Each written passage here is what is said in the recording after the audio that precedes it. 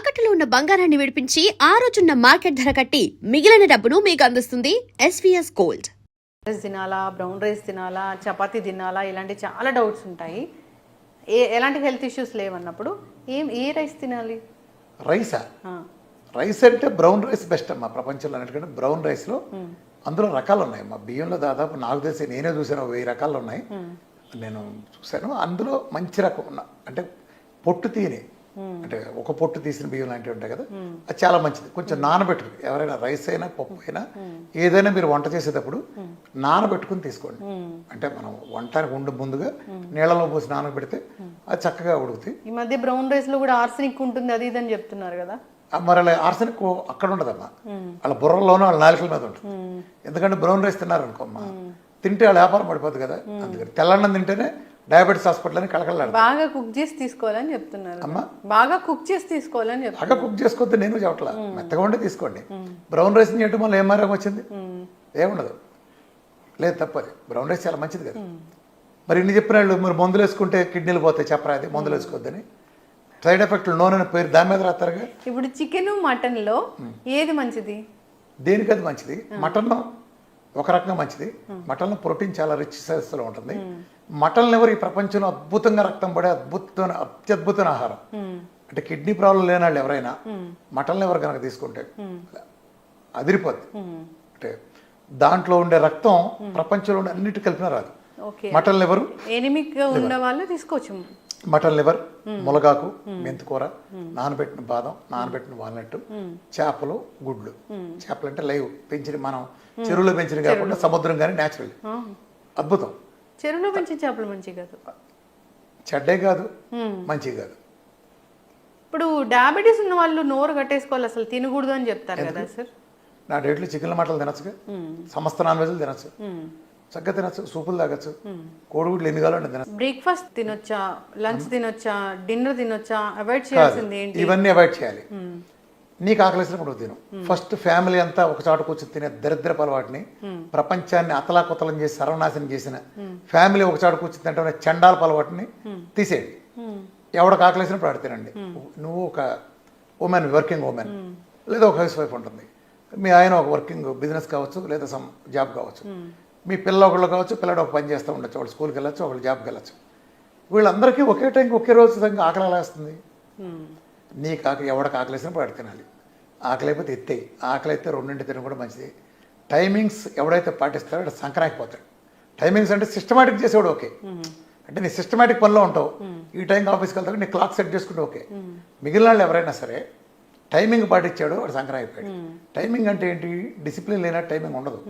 ఇప్పుడు నువ్వు ఆఫీసులో 4 గంటలకు 5 కదా తింటా వెళ్తావు, 6 తినేస్తావు. ఏ బజ్జీనో తెప్పించారు, నువ్వు తెప్పించుకోవాలా, నీ కొలికి తెప్పించుకుంది, తినవే అంటే ఇచ్చింది, బజ్జీనే కాదని ఎందుకంటావు?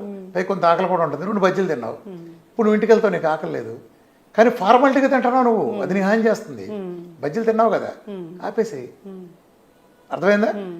ఇది ఇక్కడ చేస్తావు, అక్కడ ఫార్మాలిటీ చేస్తావు. అందుకనే ఎవడికి నచ్చిన టైంలో అడిగి ఇచ్చేయటం అన్నారు. అట్లా 2 ఇళ్ళకి వచ్చిన వాళ్ళకి మర్యాద పేరుతో మీరు స్వీట్లు వాటిలో పెట్టడం ఆపేయండి.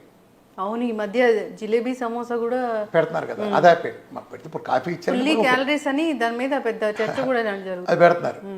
ఇప్పుడు ఆడు తినొస్తాడు ఆల్రెడీ, నువ్వు పెడితే సస్తే కాదంట, ఇంకా పెడితే బాగుండని కూడా అనుకుంటాడు. వెళ్తే నువ్వు తింటారు కదా కదా వచ్చింది అంటే అది హాని చేస్తుంది. అట్లనే రెస్టారెంట్లోకి వెళ్తే వదిలేట నేర్చుకోండి. అన్నం పరమ బ్రహ్మస్వరూపం కాదు, పరమ దెయ్యం స్వరూపం. మీరు ఒక హోటల్ బిర్యానీకి వెళ్ళారు, ఆర్డర్ ఇచ్చారు, అది ఎదిరిపోయి ఉంది, 600 రూపాయలు తీసుకున్నాడు, ఎంత ఉంది, పావంత తినగానే కడుపు నిండిపోయింది, లేచిపోండి అక్కడి నుంచి. మీరు 600 గుర్తు తెచ్చుకుని ఆఖరి మెత్తుకొని నాకారు, సచ్చారు. మళ్ళీ ప్యాక్ చేయించుకుని వచ్చి మళ్ళీ రేపు పొద్దున్నే అయిపోద్ది, రేపు ప్యాక్ చేయించుకుని అది పోకుండా చేశారో సచ్చారు. వదిలేయండి, వదిలేస్తే నెక్స్ట్ టైం తింటానికి ఉంటుంది. ఎప్పుడైతే ఆకలి ఆగిపోయిందో ఆపేయండి. నేను గోల్డెన్ రూల్ చెప్పాను కదా, 10 ఏళ్ల నుంచి ప్రచారం చేసుకెళ్ళాను రాష్ట్రంలో. ఆకలి వేసినప్పుడు, నిజం ఆకలి వేసినప్పుడు మాత్రమే తినండి, దొంగ ఆకలి కాదు. ఆకలి లేదు, ఆకలి తీరే వరకు తినండి, మళ్ళీ ఆకలి వేసే వరకు ఏమంటుకోమాక, అంతే. యాక్చువల్గా ఎవ్రీ హ్యూమన్, ఈవెన్ వర్కింగ్లో కూడా, నువ్వైనా నేనైనా ఎవరికైనా 2 meal is more than enough. పొద్దున పూట తినేది వీలైనంత లేట్గా తినండి, రాత్రిపూట తినేది వీలైనంత ఎర్లీగా తినండి. ఇదేదో పొద్దున పూట తినేది వీలైనంత లేట్ కంటే బ్రేక్ఫాస్ట్ స్కిప్ చేయమంటున్నారా? నేను అసలు బ్రేక్ఫాస్ట్ అని పేరు పెట్టమాకంట. బ్రేక్ఫాస్ట్ అంటే ఏంటి? To breaking the fast. అది నువ్వు మధ్యాహ్నం 3 చేస్తే అదే బ్రేక్ఫాస్ట్. కానీ అంత నైట్ అంతా ఏం తినకుండా ఉండి మళ్ళీ లేట్ గా తింటే ఎస్డిటీలు అలాంటివి వస్తాయి కదా. ఎసిడిటీలు వచ్చేది ఈ తినేవాళ్ళకి, తిన్నదరక్క ఉన్న తరగచ్చలేక బాడీలో ఆర్గాన్స్ ఎప్పుడైతే రెస్ట్ తీసుకుంటాయో ఒకటే కాదు కదా, నువ్వు రాత్రిపూట నిద్రపోతున్నావు, పోతా పోతే ఇంత మేత మెక్కి పడుకున్నావు, శుభ్రంగా బిర్యానీ రాత్రి 2-12 బిర్యానీ తిని శుభ్రంగా తినొచ్చి పడుకున్నావు, అది నువ్వు అయిపోయింది ప్రాసెస్ లోపల బిగిను ప్యాంక్రాస్లు, కిడ్నీలు, లివర్లు నా సావరంగా కుమ్మి 5-6 గంటలు కష్టపడతాయి.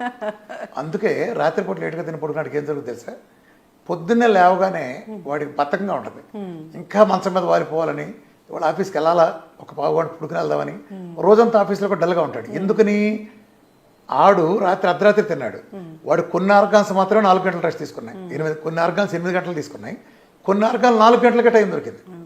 సో అదే నువ్వు ఎర్లీగా తినున్నావు, అరిగిన తర్వాత 3-4 గంటలు పడుకున్నావు అనుకో, మిగిలిన అన్ని ఆర్గాన్లు 8 గంటలు రెస్ట్ తీసుకున్నావు, 7 గంటల సంథింగ్ వాట్ ఎవర్, అప్పుడు ప్రశాంతంగా పొద్దున్న లేస్తాడు. ఈ తేడా మీరు ఎవరైనా గమనించవచ్చు.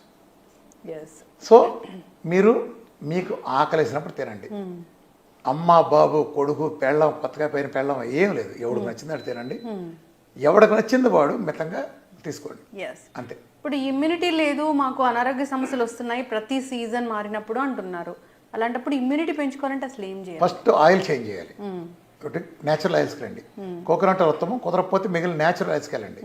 2 ఉప్పు మార్చేయండి, ప్రకృతి ఇచ్చిన ఉప్పు రండి. 3 కారం కొంపలోంచి కంప్లీట్ ఎత్తేయండి.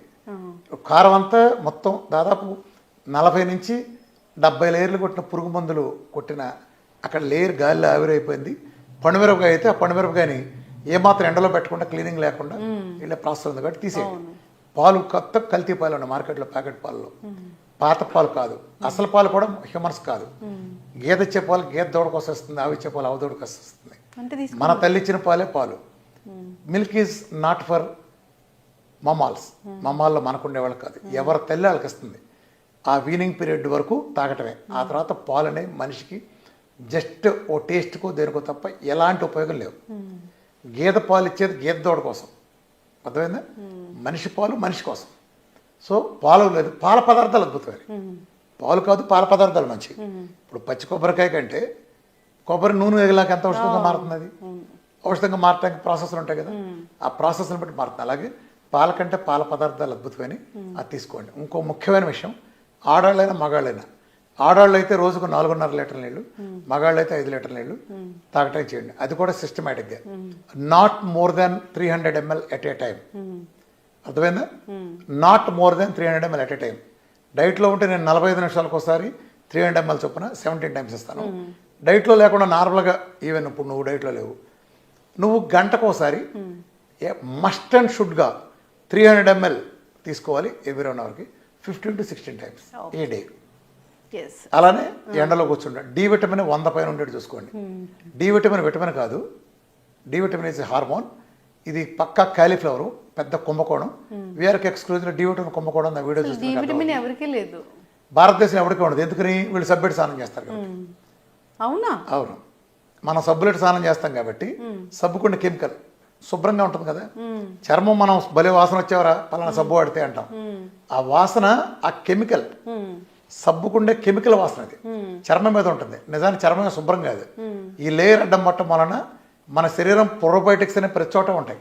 ఆ ప్రోబయోటిక్స్ ఉండబట్టే మన సూర్యుడు ఇచ్చే టైప్ బి యూరేషన్ తీసుకున్నాయంటే చర్మం అట్లోనే స్టమకే కాదు, శరీరంలో ప్రతి చోట ఉంటాయి.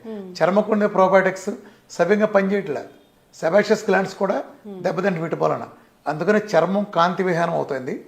సేబం కెమికల్ చర్మం కింద ఉండే సెబాషియస్ గ్లాండ్స్ ఇచ్చి ఎప్పుడైతే లేదో, ఏనాటి కారణం ఏంటంటే ఇవాళ వచ్చే కెమికల్ సోపులు, ఈ చీప్ కెమికల్ సోపులు వాడటం వలన శరీరం మొత్తం పైన లేయర్ లేకుండి డి విటమిన్ అల్ట్రా బి యూరేషన్ తీసుకోవట్లేదు. ఇప్పటికే బెంగళూరు, హైదరాబాద్, ఢిల్లీ లాంటి ఏరియాల్లో ఈ పైన పట్టిన పొల్యూషన్ కారణంగా టైప్ బి యూరేస్ కింద దాకా దిగట్లా. ఎండ వస్తుంది కానీ టైప్ బి యూరేస్ రావట్లా. అందుకే వీళ్ళు ఎవరికి డి విటమిన్ రాదు. అయితే ఈ ప్రపంచంలో డి విటమిన్ని ఆయిల్ ఫార్మాట్లో ఉండే విధంగా ఇచ్చేది నేను ఇస్తాను. అందుకే మన డైట్లో నువ్వు చూస్తే, ఇప్పుడు నేను ఒక రోజు నాకు 100 మంది నేను ఇస్తే 90% మందికి 100 దాటుతుంది 1 మంత్లోనే. ఎక్కువ మంది 10% వాళ్ళకి ఏదైనా ఇంటర్నల్ ఎందుకంటే 100 ఏంటి అసలు డి విటమిన్కి టాక్సిటీ ఏంటి, పచ్చి మోసం అబద్ధం. డి విటమిన్ టాక్సిసిటీ అని ఎవడన్నా మాట్లాడంటే వాడు పెద్ద మోసగాడు. ప్రపంచ చరిత్రలో ఇంతవరకు డి విటమిన్ టాక్సిసిటీ అనేది లేదు. ఒక్క కేసు కూడా నమోదు కాల. వీళ్ళకి వేరే రోగం ఉంటే దాన్ని డి విటమిన్ ఎక్కువ అంటగడుతున్నారు. ఈ ప్రపంచంలో ఆ మధ్య ఎరిక్ బర్గ్ ఒక వీడియో రిలీజ్ చేశాడు. ఈ వీడియో దయచేసి వెంటనే చూడండి, లేకపోతే డిలీట్ అయిపోతుంది హెడ్డింగ్. ఎరిక్ బర్గ్ లాంటి వరల్డ్ టాపర్లో యూట్యూబర్ ప్లస్ హెల్త్ గురువులో అలాంటి హెడ్డింగ్ పెట్టాడంటే ఏం దాని లోపల చూస్తే కొన్ని వేల మందికి డి విటమిన్ రోజుకు 2 లక్షల ఇంటర్నేషనల్ యూనిట్స్ ఇచ్చారు. అసలు వీళ్ళు నాకు అర్థం కాదమ్మా, సైన్స్కి వీళ్ళు చెప్పేదానికి ఎలాంటి సంబంధం ఉండదు. కాల్షియంని డి విటమిన్ అబ్జర్వ్ చేసుకుంటుంది అలాంగ్ విత్ K2 కలిపితే. డి విటమిన్ ఎక్కువ ఉంటే కాల్షియం అబ్జర్వ్ చేసుకుంటుంది. వీళ్ళు హైపర్ కాల్షియం వచ్చేస్తుంది అంటారు. అసలు ఇది గేదల మళ్ళీ చోట కూడా మాట్లాడటానికి జడుస్తాడు. కాకపోతే ఏంటంటే క్వశ్చన్లు ఎవడో ఎదురు అడగడు కాబట్టి, ఇప్పుడు నీకు నీ చదవడం రాదనుకో, నేను ఏం రాసినా చెల్లిపోద్ది. నీ చదవడం రాదుగా, అట్లా అడిగేవాళ్ళు లేనప్పుడు ఏది చెప్తే చాలా మనం చెప్తుంది తప్పితే డి విటమిన్ కాల్షియం అబ్జర్వ్ చేస్తుంది కదా, బోన్స్కి టీత్కి ఇస్తుంది కదా. డి విటమిన్ K2 లేని కలిస్తే కాల్షియం పెరుగుతుంది అంటారేంటి? నేను 100 చూపిస్తా, 2లో 3లో ఉన్నాయి, నీకు 1000 ఇస్తా. 1000 నీకు ఇవ్వలేకపోతే ఆ రోజు ఆడికి 2 కోట్లు ఇచ్చి నేను డైట్ చేయడం మనిషి వెళ్ళిపోతా.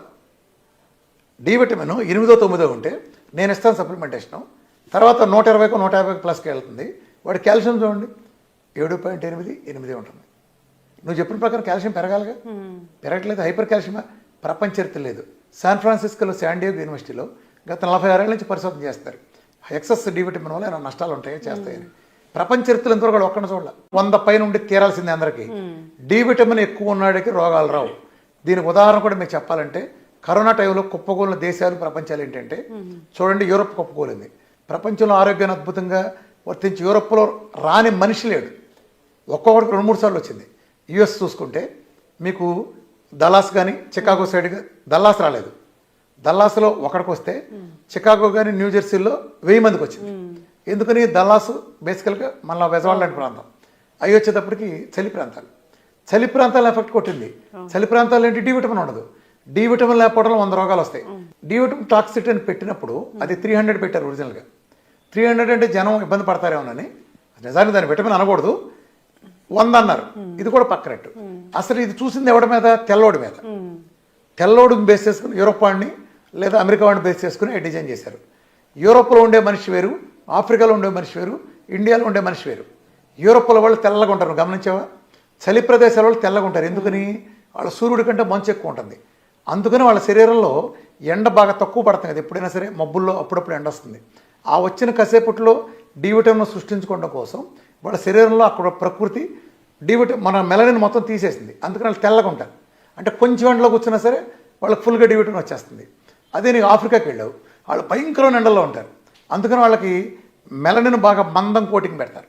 ప్రకృతి లేదా నువ్వు దేవుడు అంటే దేవుడు మెలనిన్ కోటింగ్ ఎక్కువ ఉంటుంది. దాంతో ఎక్కువ హాని జరగకుండా శరీరం నుంచి వచ్చే కిరణాలు వాళ్ళకి మేలు చేస్తుంది. మనం 12 గంటల పగల 12 గంటల రాత్రి ఈ ప్లేస్లో ఉండే ఇండియన్స్ లాంటి వాళ్ళం మరి మనకు చూడు ఓ రకం ఉంటుంది. ఇప్పుడు తెల్లవాడు గుర్తించేది నల్లవాడికి డి విటమిన్ ఎలా వర్తిస్తుంది? వాడు 5 నిమిషాలు ఎండలో కూర్చుంటే డి విటమిన్ వస్తుంది. ఈ నల్లవాడు 10 గంటలకు కూర్చుని, ఉదాహరణ చెప్తాను, ఇది ఎగ్జాక్ట్ కాదు, మనం 2 గంటలకు కూర్చుంటే వస్తుంది. ఈ ముగ్గురికి నువ్వు డి విటమిన్ టాక్స్ ఒకటేట పడతారా? గాడిదా ఎవరి చేలో పూరాడతావరా? అసలు బిఎంఆర్లు ప్రతిదీ మోసమే. డి విటమిన్ ఎలా డిసైడ్ చేస్తావు నువ్వు? తెల్లవాడు గుర్తించేది నల్లవాడు గుర్తిస్తుందా? ఇలా how you call toxicity. Diabetes కూడా అంతే. నైజీరియాలో ఉండేవాళ్ళు ఉంటారు బోల్డ్ మందికి, అక్కడ ఆఫ్రికన్ కంట్రీ, అక్కడ షుగర్ చాలా చిన్న వయసులో వస్తుంది. కానీ వాళ్ళు 90-94 ఏళ్ళు బతుకుతారు చాలామంది. మరి షుగర్ వస్తే తొందరగా 15 ఏళ్ళు ముందే చనిపోవాలని రూలు. మరి అంత ఎందుకు ఉంటున్నారు? చాలా చిన్న వయసులో హెచ్బిఎన్స్లు 9, 8 ఉండే ప్లేస్లో ఎందుకు ఉంటున్నారంటే వాళ్ళ జనరు వేరు.